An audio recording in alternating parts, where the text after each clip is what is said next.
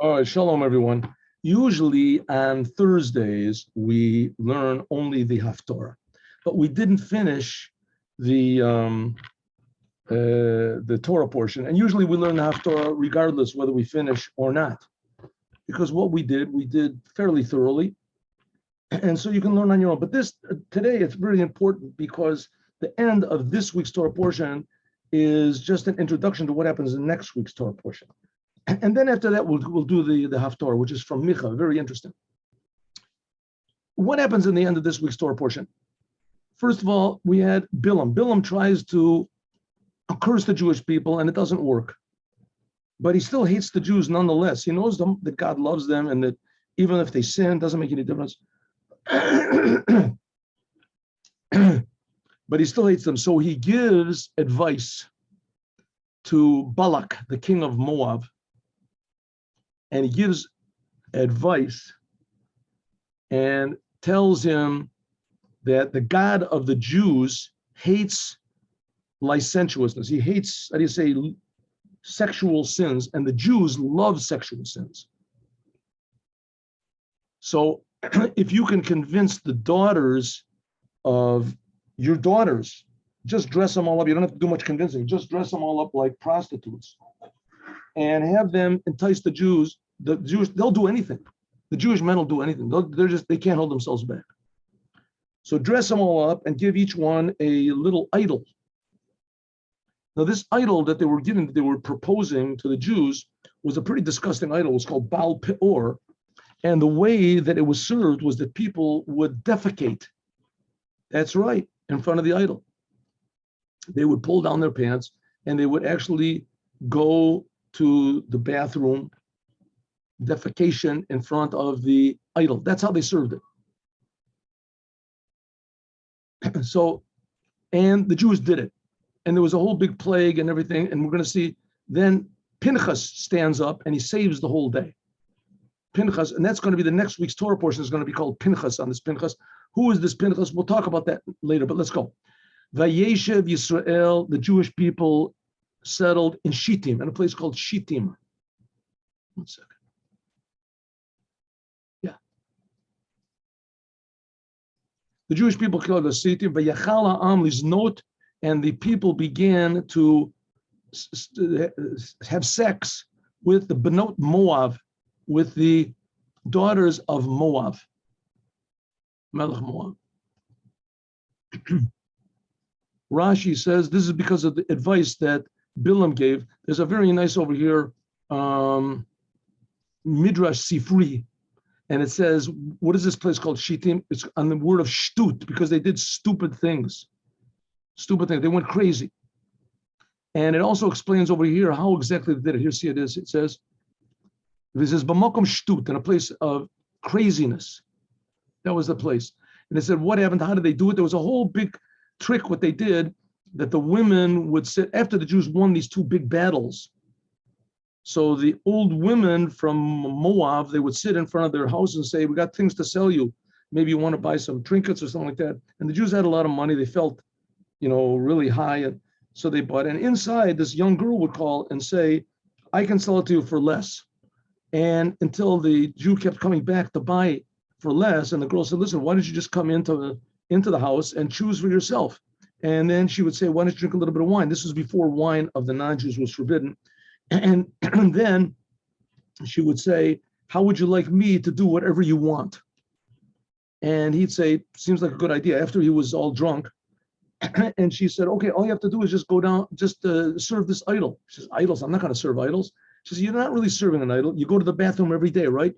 You go to the bathroom? Yeah, so just go to the bathroom in front of the idol. That's all. No big deal. You don't have to declare your God or anything like that. And that's what happened. And the Jews, therefore, they not only sinned with the daughters, but they also, but tikra la'am l'zivche, and therefore the girls, they called to offer up to their idols. And the people, the Jews, they ate and they bowed down to these idols in the way that I told you. What says? Shetak of Yitzro, it says when their how do you say, their lust overcame them, she said, listen to me. And she would take out this little peor and she would say, Bow down to this, go to the bathroom in front of this. Vayitzamed Yisrael lebal por, and the Jewish people actually enjoyed it, and they actually connected. Vayicharav Hashem, and God got very angry at the Jews. It says bal por, that what is called Hashem sheporim lefanav pi tabat. They would open up their backside. Pi tabat is the anus. V'motzim re'i, and they would put out manure. They would so that's how they served it. And God got very mad, and God sent on them a plague.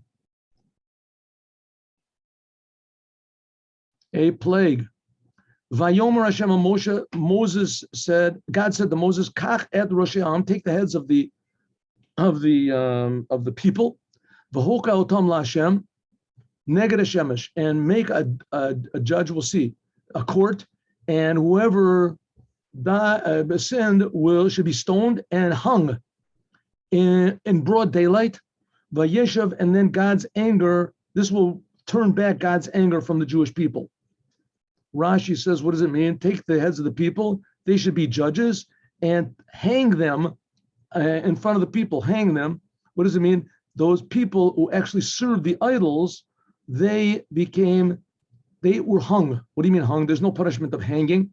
We find that in the sons of Shaul, says that they hung up anyway, this is before it says a skila b'kol niskalim talim. It says anyone who is stoned to death. This punishment for idolatry is stoning. They stoned these people to death, and they were hung up. Why in front of the sun? Le'ein kol means in front of everybody. The sun, that's one opinion, because all the other Jews saw these people sinning.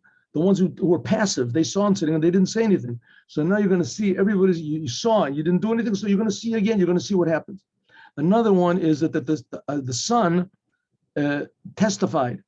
There was a big cloud, and the cloud would open up and a beam of light would shine on whoever was a sinner, whoever actually transgressed with these girls and with the idols. Vayomer Moshe said to the judges of the Jews, Shoftei Yisrael, Hirgu ish anashiv anitzmadim, everyone should kill his own people. Every one of the judges should kill two.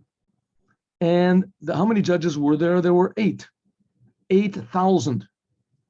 8,000. There was Shmona 88,000, like it says in Sanhedrin, because there would be judges of every 10 and judges of every 100 and judges of every 1,000. So all of these judges, everyone should kill two people. The guilty ones, of course. You have to carry the punishment. Israel. So one Jew, boy came, achiv el Midianit, and he came he presented in front of everyone a Midianite girl. Le'enei Moshe, in front of Moshe and all the others.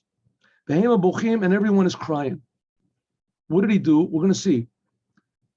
He gathered together the whole tribe of Shimon. Who is this person? His name was Zimri. And he was the head of the tribe of Shimon. And he took a lady, Kazvi Bastsur. She was a Midianite woman, in front of Moses. And he said, tell me, Moses, this is Rashi explaining. Moses, is this lady, this Midianite lady, is she forbidden to me? Can I have relations with her? Or permissible? Permissible or forbidden? Moses said, he said, if you tell me, I'm sorry, is it forbidden? If you tell me she's forbidden, then the daughter of Yitro, that Yitro also came from Midian, who permitted to you? Like it said over there. And it says everyone was crying. Why were they all crying? Because they didn't know what the law was.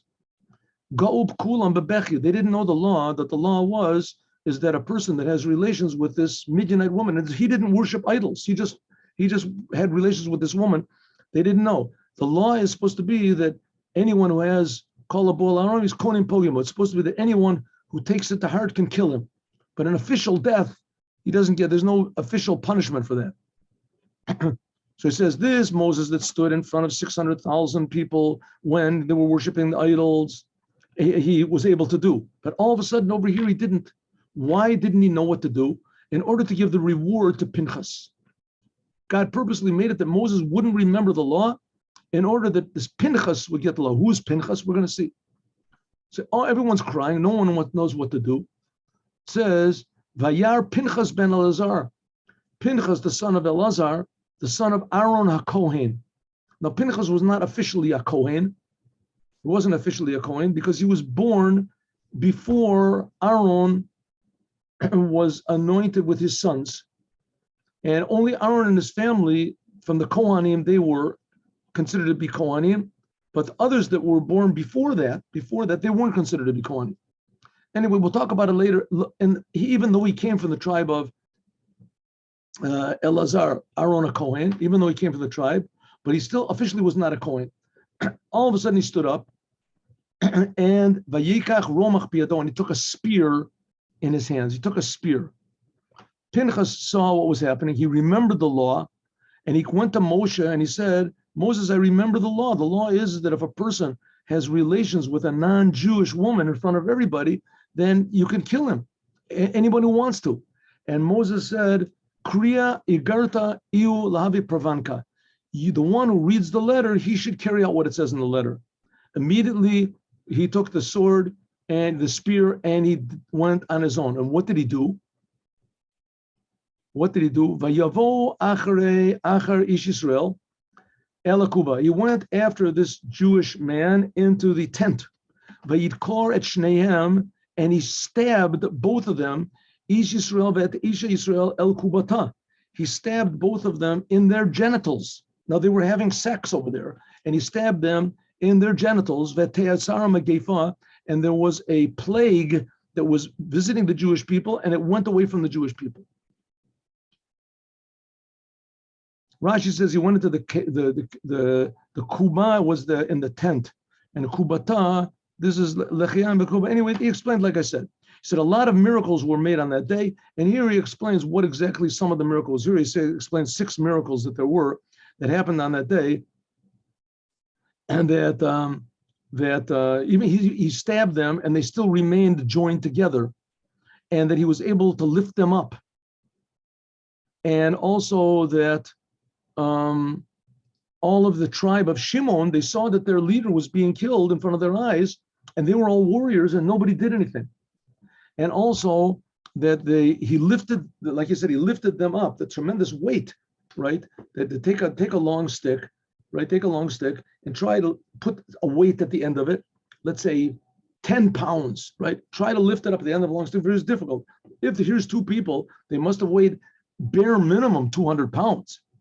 And it lifted them both up. I mean, it was probably 300, who knows how much.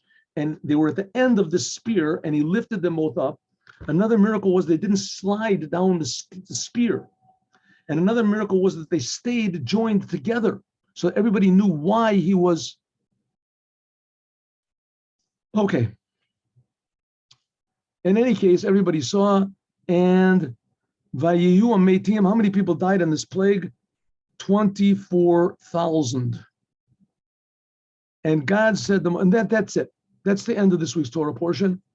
And now the next week's Torah portion starts here, where it says here, Pinchas ben Elazar. That's the next week's Torah portion begins here. Vayedaber Hashem Moshe lemor. That's the end. Pinchas saved the day. Okay, now let us do the Haftorah. Let's do the Haftorah. So maybe what we'll do is, we'll stop this.